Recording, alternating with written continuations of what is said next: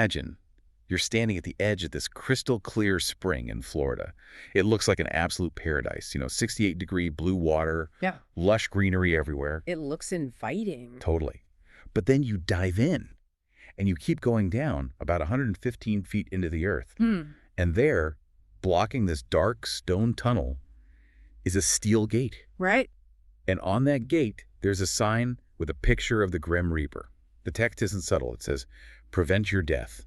Go no farther." It's the kind of warning that gives you chills even if you're sitting safe at home. It is so explicit. Exactly.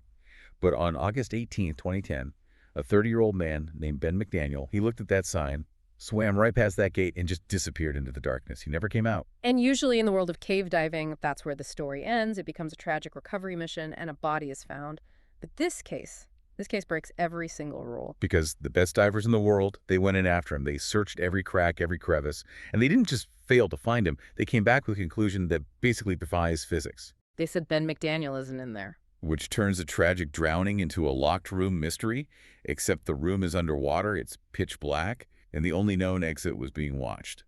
So we have a man who vanishes from a stone tube, leaving behind a baffled police force, a grieving family, and a set of clues that they don't add up. Welcome to our deep dive into the disappearance of Ben McDaniel. Yeah, this is one of those stories that starts as what you think is an accident investigation, and it just slowly morphs into this psychological thriller. You've got conflicting physical evidence, a family in pretty deep denial, a dive shop owner with a violent past, and a missing man who lived his entire life just sitting in the parking lot. So let's set the scene with Ben himself. Who was this guy? Because to understand why he was even at that gate, you have to understand what he was running from, or maybe running to. Ben was from a pretty wealthy family in Tennessee, but by 2010, his life was really unraveling. He was living at his parents' beach house on what he called a sabbatical. He'd just gone through a divorce, his construction business had failed, and he was staring down like a $50,000 debt to the IRS. Wow. That is a massive amount of stress for anyone to carry. And it wasn't just financial, was it? There was grief, too. A lot of grief. His younger brother, Paul, had passed away not long before. Ben was the eldest, and by all accounts, he took that loss incredibly hard. He was definitely looking for an escape. And he found it in diving. He became obsessed. I mean, he was at Vortex Spring constantly. It was his sanctuary. He told people that the silence underwater was the only thing that could calm his mind. But there's a huge difference between loving to dive and being qualified to dive into a cave system like that. So was Ben actually trained for what he was attempting? And that is the first major piece of this whole puzzle. Ben was open water certified. In the diving world, that's basically your learner's permit. Okay. It qualifies you for recreational swimming lakes, oceans, shallow depths. He was absolutely not cave certified. For our listeners who might not be divers, can you explain the stakes here? Why is that distinction so critical? It's the difference between hiking a marked trail and free climbing a mountain during a blizzard. In open water, if you panic or run out of air, you just swim up, you surface. Right. In a cave, you're in what's called an overhead environment. There is solid rock above you. If you panic and swim up, you knock yourself out. If you kick up the silt on the floor, you're blind instantly. You have to navigate these complex tunnels while managing your air supply down to the second. So Ben was essentially playing Russian roulette every time he went near that cave. He was trying to hack the system. He was reading books. He was on forums online. He was secretly researching no-mount diving. What's that? It's a technique where you literally take your tanks off your back to squeeze through tiny holes. He was trying to teach himself these elite-level skills without any of the years of training required. Which brings us to August 18th, the day he vanishes. He's at Vortex Spring. He gears up. But there's that gate we mentioned, the one with the Grim Reaper. And it's locked, right? It is. The dive shop only gives the key to certified cave divers. Ben didn't have the certification, so he didn't have a key. But he had apparently been forcing the gate open or trying to shimmy around it before. And this is where the timeline gets so crucial. He's seen by two employees, Eduardo Turan and Chuck Cronin. Right. It's getting to be evening. Eduardo sees Ben at the gate. He knows Ben has been forcing it. So Eduardo makes this split-second decision that really haunts this case. He thinks, If I don't open this for him, this guy is going to damage the gate or get himself stuck trying to get around it. So Okay. he unlocks it for him. He thought he was keeping Ben safe. Exactly. He unlocks the gate, he watches Ben swim through into the cave system, and then Eduardo goes back to the surface. And that is the last confirmed sighting of Ben McDaniel. He just swims into the dark and nothing. Silence. 2 full days go by. It's now August 20th. It's the middle of summer, so the parking lot is busy. But eventually, the staff notices that Ben's truck hasn't moved. It's been sitting in the exact same spot for 48 hours. So they go over to check it. The truck is unlocked. Inside, they find his wallet, his cell phone, and about $1,100 in cash. Okay, let's just pause there. That right there immediately attacks the theory that he ran away to start a new life. If you're running from the IRS, you take the cash. You take your phone. And you absolutely do not leave your dog. Spooner. Ben's dog, a rescue chocolate lab mix. She was found back at Ben's house, unfed and clearly in distress. His friends, his family, they were all adamant Ben loved that dog more than anything. The idea that he would just leave her to starve, it just didn't fit who he was at all. So the alarm is raised, the sheriff's office seals off the spring, and everyone is assuming this is a recovery mission. Uncertified diver drowns in cave. It's tragic, but, straightforward. That's what they thought. They sent in the initial recovery divers. They checked the main cavern, empty. They checked the first set of tunnels, also empty. So they call in the heavy artillery, a guy named Ed Sorensen. If you're in that world, you know the name. Ed Sorensen is a legend. He's the person you call when things go horribly wrong deep underground. He actually mapped the vortex spring system himself. He knows it better than anyone on Earth. And Sorensen doesn't just, look around the entrance. He goes deep. He did 3 separate dives that day. He used a propulsion vehicle, basically an underwater scooter, to fly all the way to the back of the cave, about 1,700 feet in. This is way further than any map Ben had even seen. Wow. And Sorensen starts checking the restrictions. Can you describe what a restriction is for us? Because I think most people picture a tunnel you can just walk through. Think of it more like a flattened crawl space under a house, but it's made of jagged limestone. Some of these spots are only 10 inches high. You have to fully exhale just to make your chest flat enough to slide through. It's incredibly tight. And Ben was a pretty big guy, wasn't he? He was 6'1", 210 pounds. Ed Sorensen is smaller than that, and he said he could barely fit. So Sorensen is squeezing into these impossible cracks, looking for a body. And what does he find? Nothing. But it's the nature of the nothing that's so important here.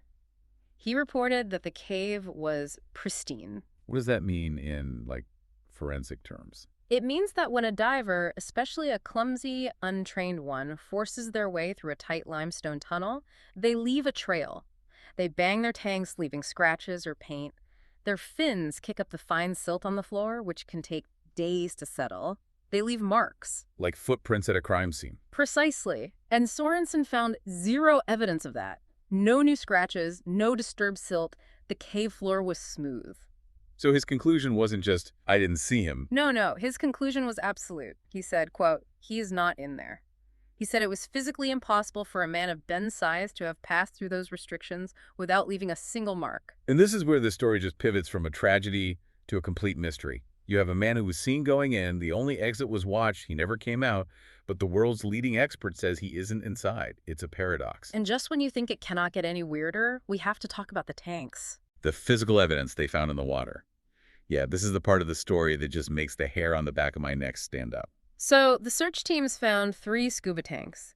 The first tank was found deeper in the caves. It had nitrox in it. That's a gas mix for depth, and it was in good condition.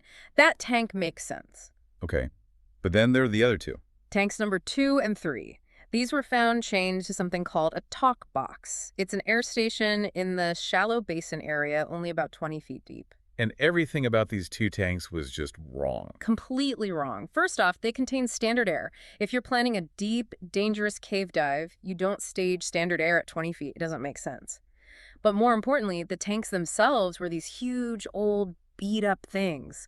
Ben's name was written on them in marker, but the handwriting looked really hasty. And they weren't full. That's the smoking gun. They were nearly empty.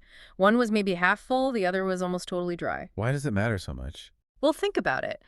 If you are a diver and you're staging a tank for safety, that tank is your lifeline. If you run out of air deep in the cave, you need that stage tank to get you safely to the surface. You would never stage a half-empty tank. It's suicide. It's like packing a parachute with holes in it. Exactly. So, what does the expert community think happened with those tanks? The consensus among the experts is pretty clear. Ben didn't place them there. Meaning someone else did. It looks like a staged scene. In criminology, you see this when someone tries to fake a crime scene or an accident. They often get the technical details wrong because they don't understand the nuances.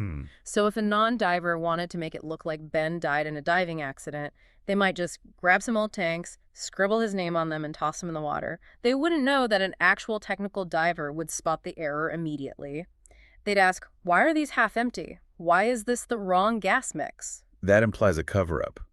It implies someone wanted the police to focus all their attention on the water. And it worked. For weeks, all the resources were poured into that one hole in the ground. So let's get into the theories. If he's not in the cave, where on earth is he? Okay, theory number 1. The impossible accident. The idea is that Ben panicked, found some unknown crevice, burrowed himself in, and got buried by sand or silt. But the search was so exhaustive. It was, and they used technology too. They brought in an ROV, a remote-operated submarine robot, to squeeze into places a human couldn't go. It saw nothing. But the strongest evidence against this theory is actually the water itself. The water tests. Right. Vortex spring is a closed system. If a 210-pound body is decomposing in there, biology happens. Bacteria levels spike. Scavengers like eels and turtles, they become very active. They tested the water quality for months after he disappeared. Negative. No spike in bacteria, no scavenger activity. The water remained chemically pure, which scientifically strongly suggests there was no body decomposing in that system. Which moves us to theory number 2, the Gone Girl theory. Ben faked his own death. He saw the debt, the business failure, the grief, and he just walked away. It's a really popular theory online, but when you look at it practically, it falls apart pretty quickly. He left the $1,100 in cash, he left the truck, and this is rural Florida, you can't just hail a cab. And again, he left the dog. I just can't get past the dog. You don't leave your best friend to starve if you're meticulously planning a getaway. And his face was everywhere. I mean, to disappear in the digital age, it requires a lot of money and planning. He left all his resources behind. So that leaves us with the darkest option. Theory number 3, foul play. And to even discuss this, we have to talk about the owner of Vortex Spring at the time, a man named Lowell Kelly. Lowell Kelly is a central figure in all the suspicion around this case. He wasn't just some quirky dive shop owner. He had a violent criminal history. What kind of history are we talking about? Well, at the time Ben vanished, Kelly was actually facing charges for assault and kidnapping. He had allegedly taken a former employee out into the woods and beaten him with a baseball bat over a money dispute. Whoa, okay, that's extreme. Yeah. That establishes a capacity for serious violence. Exactly.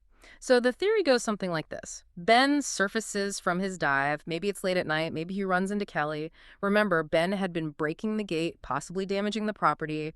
Maybe an argument starts. Maybe it's about money. And it escalates. And if an altercation happened and Ben was killed outside the water, suddenly you have a body you need to dispose of. You can't just easily put a dead body back into a cave. It's difficult. It's risky. But you were surrounded by miles of dense Florida swamp. Did the police ever investigate this angle? They did. They brought in cadaver dogs. The dogs alerted on the water, which is a bit ambiguous, but they also alerted on the banks of the spring. This could suggest a body was there or was maybe dragged from the water onto land. But despite extensive land searches, no physical remains were ever found.